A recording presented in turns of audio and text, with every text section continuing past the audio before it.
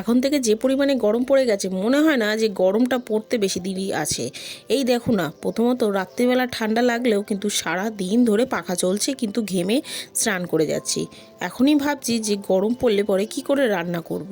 তারপর তো এই মশলাপাতি রান্না রয়েছেই। যাই হোক, আজকে তোমাদের সাথে একটা রেসিপি শেয়ার করি, সেটা হলো মাছের ঝোল, মানে কালো জিরে দিয়ে মাছের ঝোল, যেটা অনেকেই হয়তো ট্রাই করেছো ঠিকই। আমি যেভাবে করে থাকি সেটাই তোমাদের সাথে একটু শেয়ার করি চলো। যেটা আমার বাড়ির জন্য বা আমার পক্ষে খুবই ভালো লাগে এই মাছের ঝোলটা খেতে।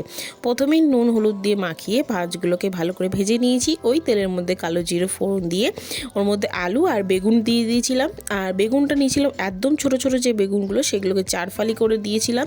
ভাজা ভাজা হয়ে গেলে নুন হলুদ দিয়ে আর একটু জিরে গুঁড়ো দিয়ে অল্প সামান্য জল দিয়ে ভালো করে কষিয়ে নিয়ে অল্প সামান্য একটু ধনেপাতা কুচি দিয়েছিলাম। দেওয়া হয়ে গেলে, কষানো হয়ে গেলে ওর মধ্যে আমি জল দিয়ে দিয়েছিলাম। কিছুক্ষণ ফুটে উঠলেই মাছগুলোকে দিয়ে একদম ভালো করে আমি ফুটিয়ে নিয়েছিলাম মাছের ঝোলটাকে।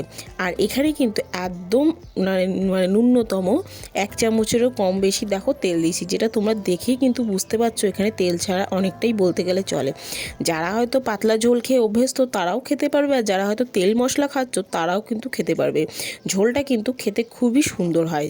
আর অনেকেই ভাবছো কাঁটাপোনা দিয়ে আবার পাতলা ঝোল হয় নাকি, তোমরা বাড়িতে একবার ট্রাই করেই দেখো। আমার কথা বিশ্বাস না করলে তোমরা খেয়ে কিন্তু নিজেই ভাববে যে সত্যি খুব দারুণ। দেখা হচ্ছে নতুন একটা ভিডিওতে। টাটা।